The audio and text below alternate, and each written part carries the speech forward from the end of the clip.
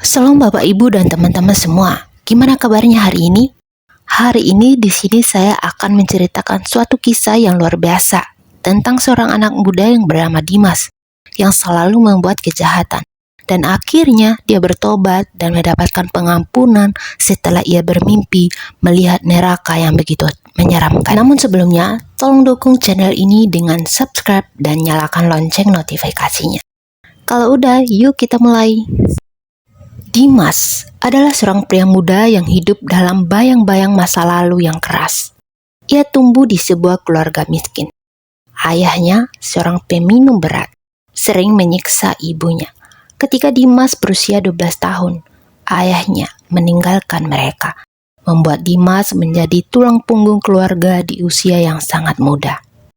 Ibunya Dimas ini seorang wanita yang taat kepada Tuhan, sering berdoa di malam hari, memohon agar anak-anaknya diberi perlindungan.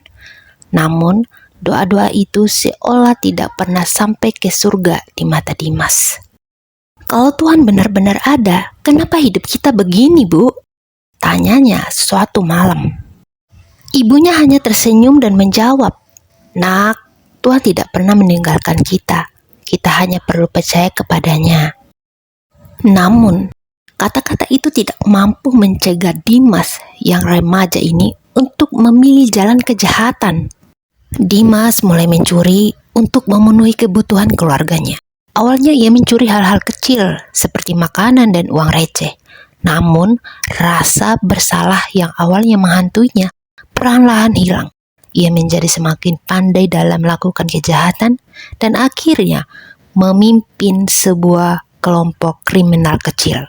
Di tengah keberhasilan mencuri, Dimas merasa hampa.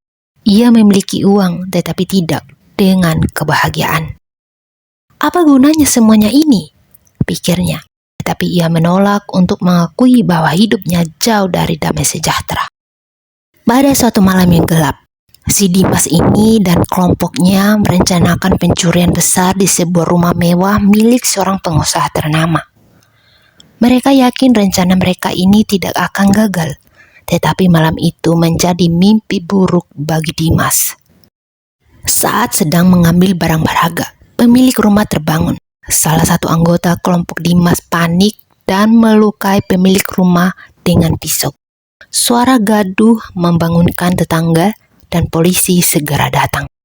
Dimas dan kelompoknya berusaha melarikan diri, tetapi ia tertangkap setelah kejar-kejaran yang panjang.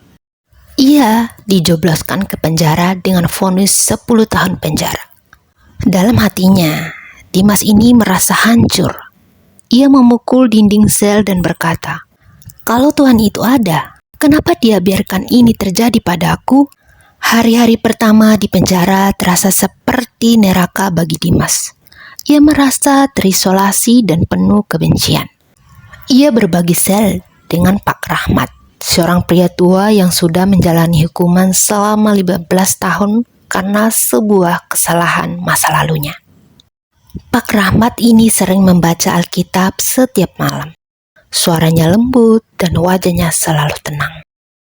"Mengapa kamu masih percaya pada Tuhan? Bukankah Dia membiarkan kamu di sini?" tanya Dimas dengan nada sinis. Pak Rahmat ini tersenyum dan membalas pertanyaan dia. "Hei anak muda, Tuhan tidak pernah meninggalkan kita.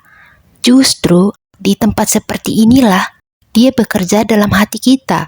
Seperti tertulis dalam Yeremia 29 ayat 11, sebab aku ini mengetahui rancangan-rancangan apa yang ada padaku mengenai kamu. Demikianlah firman Tuhan, yaitu rancangan damai sejahtera dan bukan rancangan kecelakaan, untuk memberikan kepadamu hari depan yang penuh harapan." Si Dimas ini mengabaikan kata-kata itu, tetapi dalam hatinya ia merasa terganggu. Suatu malam, Dimas bermimpi aneh. Ia berada di tengah kegelapan yang pekat. Di sekelilingnya ada api berkobar-kobar, dan ia mendengar jeritan jiwa-jiwa yang tersiksa. Ada suara-suara yang bergema. Berkata demikian, "Dimas, kenapa kamu melakukan ini kepada kami?" Si Dimas ini mencoba melarikan diri, tetapi ia tidak bisa. Tiba-tiba, sosok besar muncul di depannya, berkata, "Inilah jalan yang kamu pilih, tetapi jika kamu bertobat, pintu pengampunan masih terbuka bagimu." Akhirnya dia tersadar dari mimpinya dan terbangun. Dimas berkeringat dan gemetar. Ia merasa takut dan bingung. Keesokan harinya, di pagi itu, Dimas mendekati Pak Rahmat. Dengan suara lirih, ia berkata, "Pak, ajarin saya tentang firman Tuhan ya. Apa benar Tuhan masih mau menerima orang seperti saya?" Pak Rahmat ini menatapnya dengan mata penuh kasih. "Hei anak muda, Yesus datang untuk mencari yang hilang, seperti tertulis dalam Lukas 19 ayat 10. Sebab anak manusia datang untuk mencari dan menyelamatkan yang hilang." Saat itu, Dimas mulai membaca Alkitab bersama Pak Rahmat.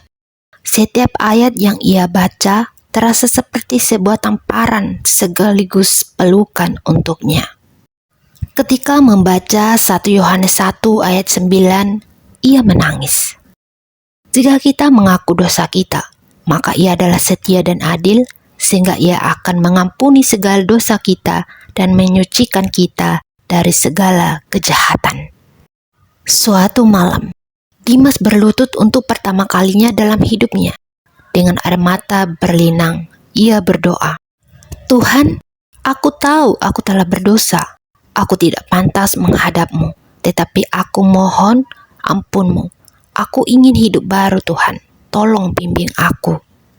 Singkat cerita, setelah menjalani hukuman, Dimas dibebaskan lebih cepat karena menunjukkan perilaku baik. Ia keluar dari penjara sebagai pribadi yang baru. Dimas membuka sebuah lembaga kecil dan membantu mantan narapidana menemukan pekerjaan dan memperbaiki hidup mereka.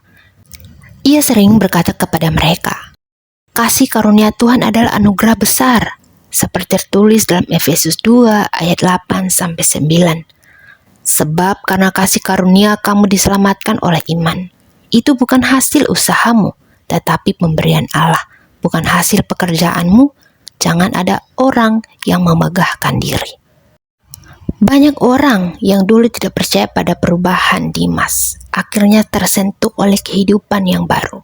Ia berhasil membawa beberapa mantan narapidana kepada Tuhan dan membantu mereka memulai hidup baru. Makna dari cerita ini adalah tidak ada dosa yang terlalu besar untuk diampuni Tuhan. Dia selalu menunggu kita untuk kembali kepadanya. Yang menjadi kesimpulan dari semua cerita ini adalah pertobatan sejati tidak hanya membawa keselamatan bagi diri kita sendiri, tetapi juga memberikan harapan dan perubahan bagi orang lain. Semoga cerita ini menjadi inspirasi bagi banyak orang untuk kembali kepada Tuhan. Tuhan Yesus memberkati.